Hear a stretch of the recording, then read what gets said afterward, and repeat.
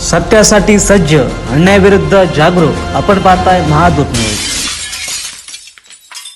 जळगाव जिल्ह्यातील चोपडा तालुक्यातील भाजीपाला उत्पादक शेतकऱ्यांसाठी महत्त्वाची बातमी आहे.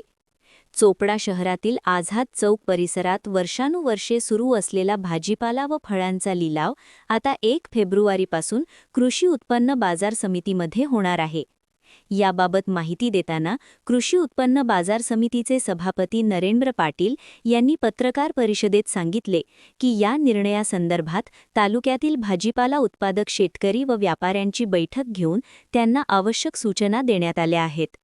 कृषी उत्पन्न बाजार समितीत भाजीपाला विक्रीसाठी आणणाऱ्या शेतकऱ्यांकडून कोणतीही आडत किंवा कट्टी आकारली जाणार नसल्याचे यावेळी स्पष्ट करण्यात आले.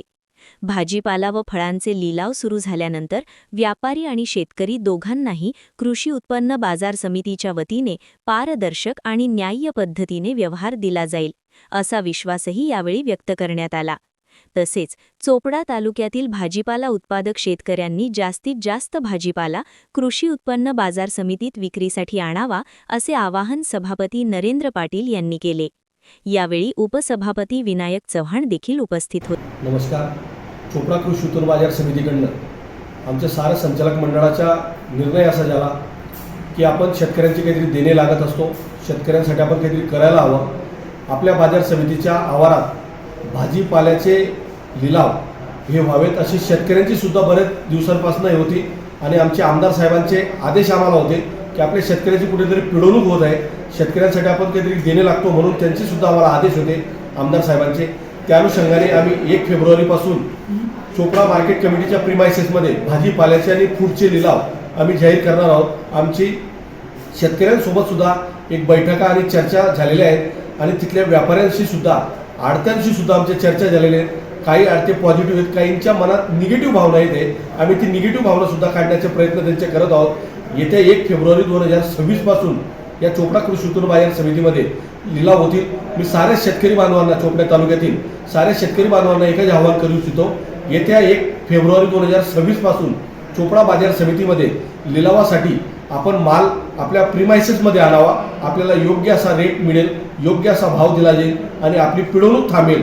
आपल्यासाठी बाजार समिती नेहमी सहकार्य करत राहील. मी एकच आपल्या शेतकऱ्यांना ग्वाही देतो आणि त्यांना विनंती करतो की 1 फेब्रुवारी 2026 पासून आपल्या चोपडा कृषी उत्पन्न बाजार समितीमध्ये लिलावासाठी आपल्या भाजीपाल्याचे माल जास्तीत जास्त प्रमाणात आपल्या शेतकऱ्यांनी आणावा, हीच साऱ्या शेतकऱ्यांना विनंती करतो. हवा या मार्केटमध्ये शेतकऱ्यांनी माल आणल्यानंतर त्यांना फायदा काय होईल?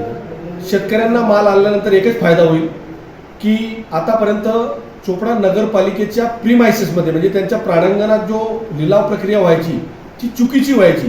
ती कुठेतरी एक महाराष्ट्र अधिनियम 1963 अन्वये ती काही कायद्यात नव्हती. आम्ही शिवसाहेबांना पत्रव्यवहार केले की बा तुम्हाला बाजार शेतीचे लिलाव करण्याचे तुम्हाला तुमच्या प्रिमायसेसमध्ये अधिकार नाहीत, ते बाजार समितीला आहेत.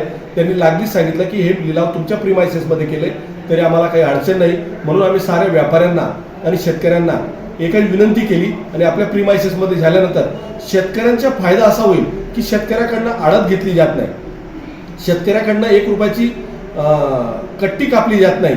म्हणून आम्ही शेतकऱ्यांना एकच विनंती करतो आणि आमच्या व्यापारी बांधवांना बी एक विनंती करतो की जसे भुसार मालाचे चोपडा बाजार समितीचं नाव लौकिक झालं तसंच आपल्याला भाजीपाल्यामध्ये आणि फ्रूटमध्ये चोपडा बाजार समितीचं नाव एक महाराष्ट्रामध्ये एक नावालौकिकला आणायचे. म्हणून आम्हाला सारे व्यापारी बांधवांचे आणि सारे शेतकऱ्यांचे सहकार्य लागणार आहे.